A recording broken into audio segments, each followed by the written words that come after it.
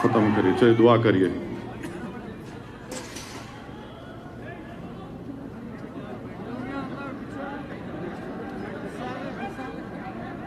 رکاؤ لوگوں کو, سختی سے رکائیے. کیا بدتمیزی ہے یہ؟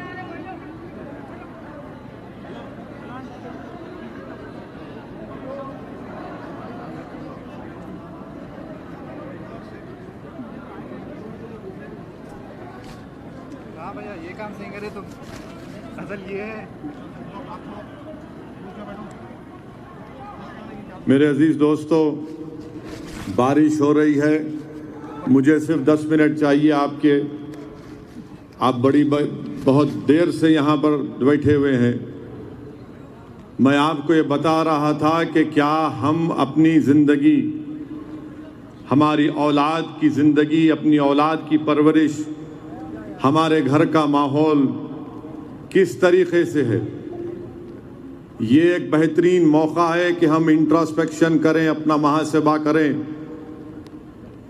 اگر نوجوان مسلمان بچے ہمارے اگر قرآن سے دور ہیں اور سیل فون اور ویڈیو گیم سے قریب ہیں تو یقیناً یہ مشکلات آئیں گی.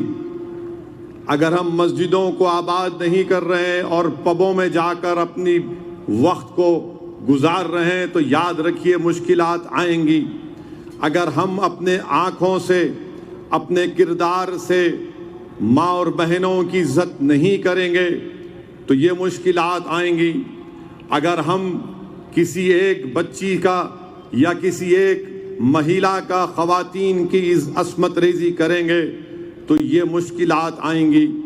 اگر ہم اپنی زبان سے اللہ اس کے رسول کے کلام کو نہیں نکالیں گے اور گالیاں بکتے رہیں گے تو یاد رکھیے یہ مشکلات خدا نہ خواستہ ہمارے درمیان میں آتی نہ رہیں گی. اسی لیے ضروری ہے کہ ہم اپنے آپ کو پہلے جھانک کر دیکھیں اور اپنے آپ کو سدھاریں. اگر ہم پبوں میں بیٹھیں گے, شراب نوشی کریں گے اور دعویٰ کریں گے کہ ہم نہیں ہم رسول اللہ سے محبت کرتے ہیں, یاد رکھو تمہاری یہ محبت جھوٹی ہے.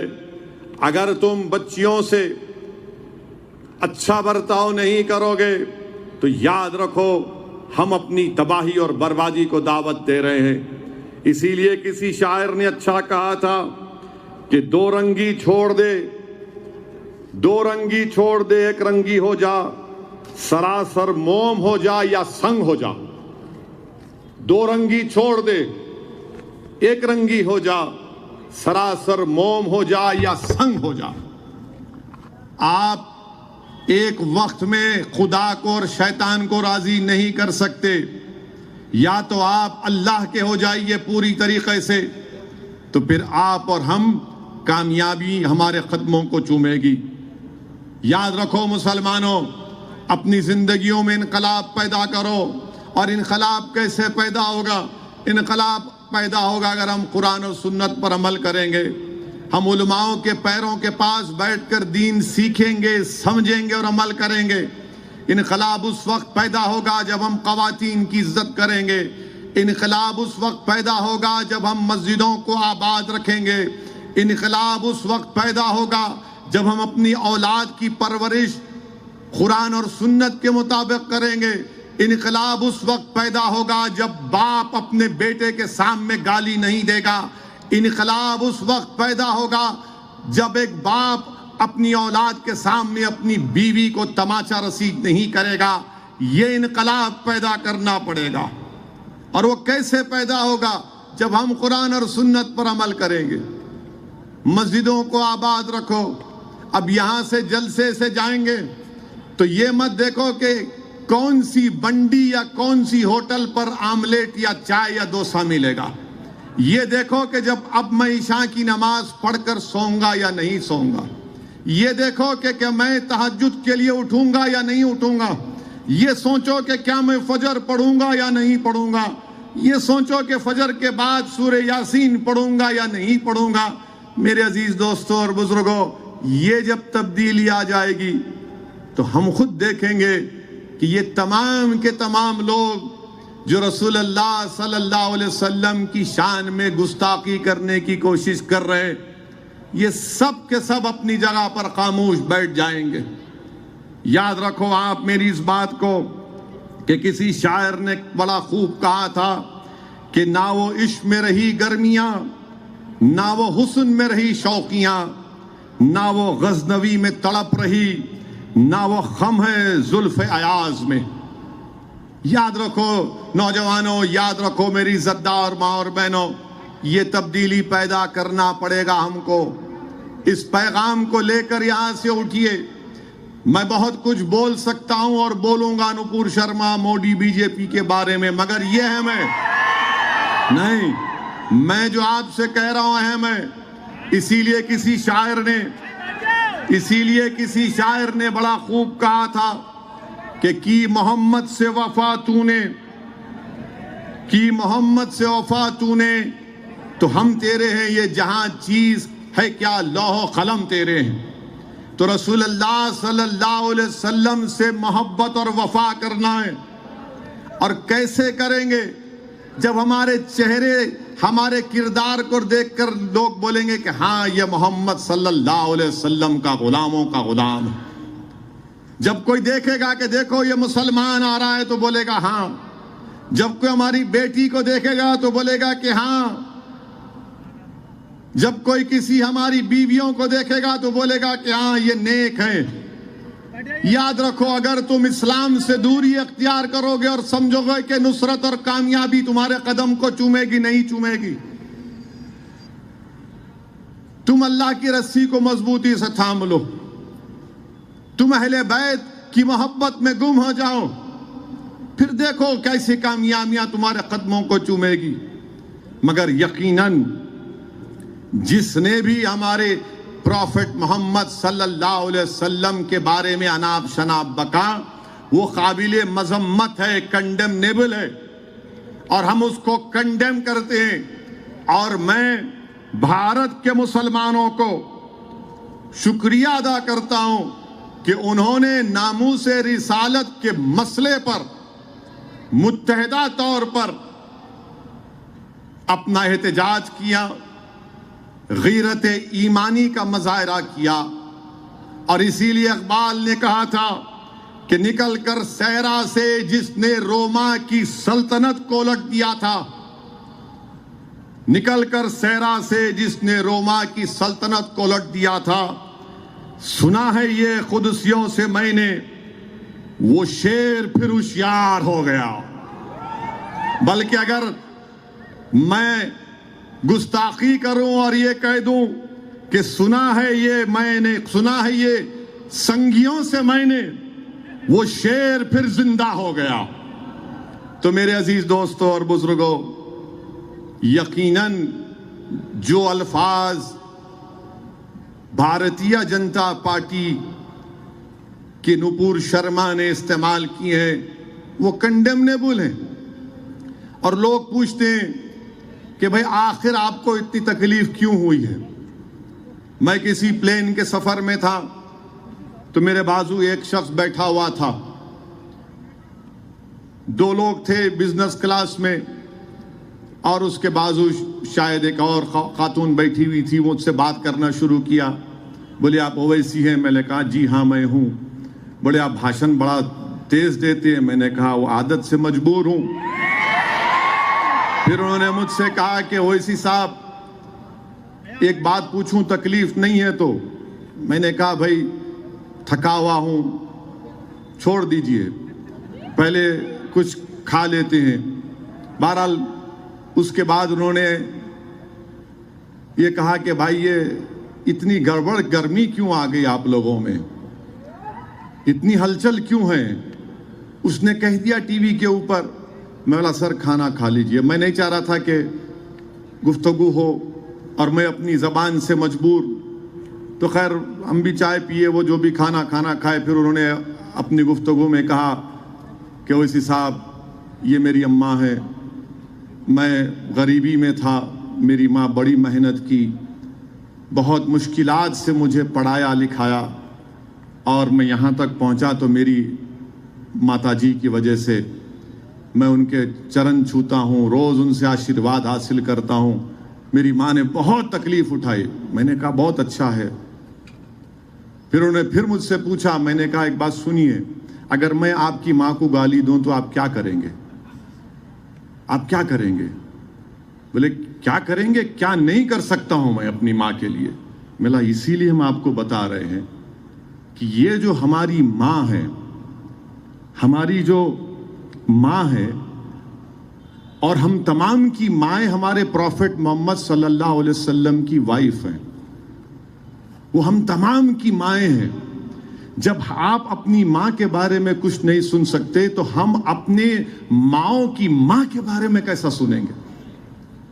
یہ بات آپ کو سمجھنا ہے۔ بولے کہاں ہے؟ مطلب قرآن میں پڑھو جا کے آپ، مطلب قرآن کی آیات میں اللہ فرما رہا کہ ہماری امت کی مائیں ہماری مائیں ہیں۔ تو بولے یہ بات تو صحیح ہے۔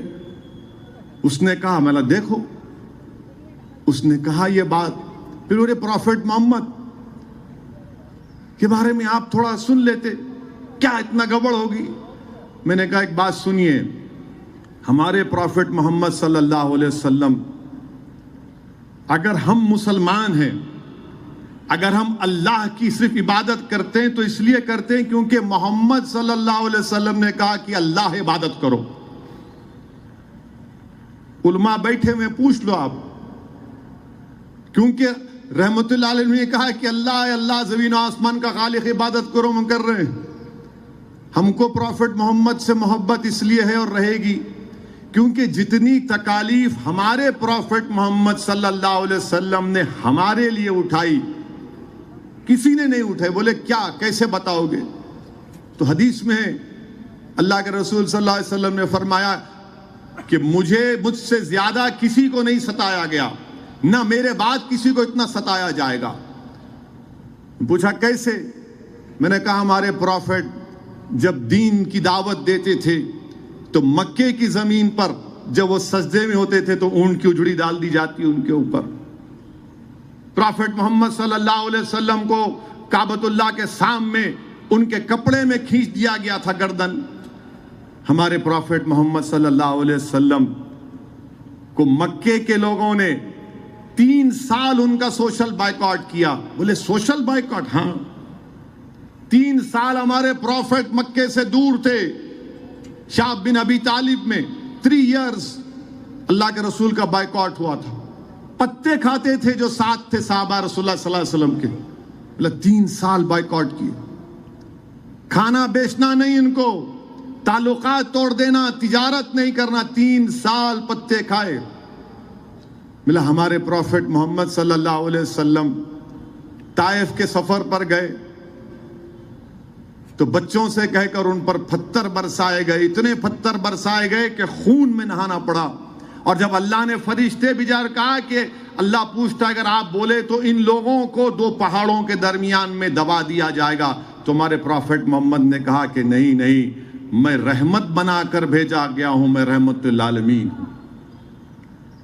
پھر ہمارے پروفٹ محمد صلی اللہ علیہ وسلم، ان کی صاحبزادی حاملہ ہیں، نیزہ مارا گیا، ان کا حمل ساکت ہو گیا۔ ہمارے پروفٹ محمد صلی اللہ علیہ وسلم مدینے کو ہجرت کرتے ہیں، پھر جنگ احد ہوتی ہے، ہمارے پروفٹ محمد صلی اللہ علیہ وسلم کے زخمی ہوتے ہیں، دندان مبارک شہید ہوتا ہے۔ پھر میں نے ان کو واقعہ سنایا سعد بن ابی وقاص کا کہ اللہ کے رسول صلی اللہ علیہ وسلم کو اٹھاتے ہیں اور پروفٹ محمد صلی اللہ علیہ وسلم نے کہا اگر کسی کو زندہ شہید دیکھنا ہے تو سعد بن ابی وقاص کو دیکھو۔ بولے محبت اتنی کیوں ہے آپ لوگوں کو؟ میں نے کہا سعد بن ابی وقاص جب صحابیوں کو نے دیکھا کرتا پہن رہے تھے، کپڑا پہن رہے تھے، ان کے جسم سینے پر ایسے نشانات تھے تیروں کے۔ بولے کیا ہے؟ بولے وہ تیروں کے نشان تھے جو رسول اللہ صلی اللہ علیہ وسلم کے سامنے آپ آ گئے تھے۔ بولا یہ ہماری محبت ہے ہمارے پروفٹ سے۔ یہ بولے اس حساب اور سمجھاؤ۔ میں نے کہا اور سمجھانے کے لیے اتنا ہی ٹائم ہے کہ ہم ایک جسم کی طرح ہے، اور وہ دل جو ہے نا وہ ہمارا پروفٹ محمد ہے صلی اللہ علیہ وسلم. آپ میرے انگلی پر چاقو مارو میں برداشت کر لوں گا، روؤں گا. آپ میرے پیر کو مارو میں تکلیف محسوس کروں گا. آپ میرے جسم کے حصے کو جلاؤ میں پکاروں گا. آپ مجھے مارو میں تکلیف کا اظہار کروں گا. مگر جب آپ میرے دل کے پاس آئیں گے میں بولوں گا نہیں، میں مر جاؤں گا مگر دل کو ہاتھ لگانے نہیں دوں گا. یہ معاملہ ہے. یہ سمجھنے کی ضرورت ہے ہمارے اہل وطن کو بھی. ہمارے جسم کے حصے کو تو آپ نے چھوڑا نہیں، یہ دل ہے ہمارا. پروفٹ محمد صلی اللہ علیہ وسلم اسلام کا دل ہے. ہم مسلمانوں کے جان ہیں. اور اسی لیے تو صحابہ کرام فرماتے تھے، کیسا فرمایا رسول اللہ صلی اللہ علیہ وسلم عرض کرتے تھے کہ ہمارے ماں باپ آپ پر قربان یا رسول اللہ صلی اللہ علیہ وسلم. میرے عزیز دوستوں اور بزرگوں، یہ بات ہم کو سمجھنا ہے. یہ بات ہمارے دیگر ابنائے وطن کو بھی سمجھنا ہے. آپ ہماری امت کی ماؤں کے خلاف اناپ شناپ بکیں گے. بی بی عائشہ صدیقہ رضی اللہ تعالیٰ عنہ کے بارے میں اللہ نے پورا سورہ نور کو نازل کیا. بی بی عائشہ عالمہ تھی اور میڈیسن بنانا بھی جانتی تھی. میڈیسن ان کے گھر میں پورے بچے علم حاصل کرتے. صحابہ کرام آ کر مسئلے مسائل پوچھتے. آپ کو معلوم ہی نہیں بی بی عائشہ کے بارے میں. اگر کوئی ایمانداری کے ساتھ بی بی عائشہ صدیقہ رضی اللہ تعالیٰ عنہ کی سیرت کو پڑھے گا تو اگر ایمانداری سے پڑھے گا تو مجھے یقین بولے گا کہ یار یہ اسلام سچا دین ہے. شرط یہ کہ آپ پڑھو. اور ہم ہمارے اہل وطن سے جو مسلمان ہیں ان سے کہہ رہے ہیں کہ آپ اویسی کو دیکھ کر اسلام مت سمجھو، آپ قرآن اٹھا کر پڑھو. آپ بی بی عائشہ کے بارے میں پڑھو، پروفٹ محمد کی لائف ہسٹری پڑھو. آپ کو اسلام سمجھ میں آئے گا. یہ جو آپ کے دلوں میں بٹھا دیا گیا یہ جھوٹ ہے، اس میں کوئی سچائی نہیں ہے. تو پروفٹ محمد صلی اللہ علیہ وسلم رحمت اللہ علیہ دل ہے. آپ جسم پہ سب ہاتھ لگا لو مگر دل پہ ہاتھ نہیں لگا سکتے. ہم دل پہ ہاتھ یا دل کو چھونے کی بھی اجازت نہیں دیں گے آپ کو. یہ ہمارا معاملہ ہے. آپ اس کو سمجھ جاؤ. تو خیر وہ بڑے متاثر ہوئے. اب بولے کہ میں ٹھیک ہے اس حساب آپ سے کانٹیکٹ میں رہوں گا. ملا ضرور رہیے، مگر یہ اس لیے بتا رہا ہوں تاکہ آپ کو بھی معلوم ہو جائے. ہمارے نوجوان مسلمانوں کو معلوم ہی نہیں انہیں بول دی تو کیا ہے، ارے میرے دوست پڑھو نہ پڑھو، یہ دین تم، یہ اسلام کا تقاضا کیا ہے، پڑھو. تم پڑھتے ہی نہیں. اگر ایک دن سیل فون بند ہو گیا نا، یا ایک دن وائی فائی بند ہو گیا، یقین مانو کئی نوجوانوں کو سر میں اور پیٹ میں درد شروع ہو جائے گا. ارے نہیں آ رہا، ارے آئے نہیں، ارے کیا ہے رے بھائی، انسٹاگرام میرا چلے گیا، واٹس ایپ چلا گیا، ارے میرا وہ لائکس نہیں آ رہے، میرے اتنے لائک نہیں آئے، اسنیپ چیٹ میں ایسا ہو گیا. تمہارے لائک کیا ہونا چاہیے؟ یہ فرشتے بیٹھے ہوئے تمہارا حساب کتاب لکھ رہے ہم سب کا. تم اس کی لائک کی فکر مت کرو، اس کی لائک کی فکر کرو. اور اللہ کی سب سے زیادہ کس کو پسند کرتا؟ اللہ اور فرشتے محمد صلی اللہ علیہ وسلم پر درود و سلام بھیجتے. تو تم اس کو لائک کرو گے یا محمد صلی اللہ علیہ وسلم کی غلامی قبول کرو گے؟ میرے عزیز دوستوں اور بزرگوں، نوجوانوں، آپ مستقبل ہیں قوم کے، آپ مستقبل ہیں بھارت کے. اگر آپ خود ہی بے راہ روی کی زندگی گزاریں گے تو پھر کیا ہوگا؟ کچھ نہیں ہوگا. اسی لیے میں آپ سے عرض کر رہا ہوں کہ آپ ان چیزوں پر غور کریے. مسجدوں کو جائیے، کسی بھی مسلک کے آپ ہیں آپ رہیے. آپ دیوبندی ہیں، بریلوی ہیں، تبلیغی ہیں، اہل حدیث ہیں، شیعہ ہیں، میدوی ہیں، مگر سب یہاں پر بیٹھے ہوئے ہیں. کیوں بیٹھے ہوئے ہیں؟ کہ دل کا معاملہ ہے. باس دل کے معاملے میں کوئی کمپرومائز نہیں ہو سکتا. دل کے معاملے میں کوئی کمپرومائز نہیں ہو سکتا. ہم کسی اور مسئلے پہ اختلاف کر سکتے ہیں اور ہو بھی ہوگا، مگر جب رسول رحمت صلی اللہ علیہ وسلم کا معاملہ آئے گا تو سب بولیں گے نہیں بھائی، سر جھکا کے آئیں گے۔ یہ ہم کو محسوس کرنا ہے۔ اور یقیناً گستاخی کرنے کی کوشش ہوئی۔ ولید بن مغیرہ گستاخی کیا تو قرآن میں اللہ اعلان فرما دیا کہ وہ اپنے باپ کا بیٹا نہیں ہے۔ پڑھو قرآن میں ہے، ولید بن مغیرہ گستاخی کیا، قرآن میں اس کے اللہ نے اس کے 9 یا 10 نقص بیان کے، اس میں ایک نقص یہ تھا، وہ پریشان ہو گیا کہ یہ کیسے معلوم ہو گیا محمد صلی اللہ علیہ وسلم کو۔ اور آپ کو معلوم، قاضی ایاز شفا شریف میں لکھتے ہیں کہ رسول اللہ صلی اللہ علیہ وسلم کے کپڑوں کو میلا کہنا بھی گستاخی ہے، رسول اللہ صلی اللہ علیہ وسلم کے نالے مبارک کا مذاق اڑانا بھی گستاخی ہے۔ فاروق اعظم کے دور میں کسی نے آ کر شکایت کی کہ اے خلیفۃ رسول اللہ صلی اللہ علیہ وسلم، ایک مسجد کے امام ہر بار سورہ عباسہ پڑھاتے ہیں۔ فاروق اعظم بلائے، بولو کیا ہے، کیوں پڑھاتے؟ تو بولے اس میں اللہ نے رسول اللہ صلی اللہ علیہ وسلم کا نعوذ باللہ ڈانٹا۔ فاروق اعظم نے کہا تو نے گستاخی کی اور شریعت کے مطابق سزا دوں گا تجھے۔ کیا آپ کو معلوم کہ جو گستاخ تھا مکے کا، مکہ فتح ہوا، عبد العزا نام تھا اس کا، علماء ہیں، فتح مکہ ہوا تو رسول اللہ صلی اللہ علیہ وسلم نے کہا کہ سب کے لیے عام معافی ہے، سب کے لیے، کسی کو ہاتھ نہیں لگایا جائے گا۔ مگر کہا عبد العزا جہاں ملے گا پکڑو اس کو۔ تو لوگوں نے آ کے کہا یا رسول اللہ وہ تو کعبۃ اللہ کے غلاف میں چھپا ہے، بولے پکڑو اس کو۔ یہ ناموس رسالت کا احساس مسئلہ ہے۔ اسی لیے میرے عزیز دوستوں اور بزرگوں، صحابہ کرام جنگ خندق میں رسول اللہ صلی اللہ علیہ وسلم کے سامنے کھڑے ہو جاتے، بدر میں رسول اللہ صلی اللہ علیہ وسلم کے سامنے کھڑے ہو جاتے۔ میرے عزیز دوستوں اور بزرگوں، آج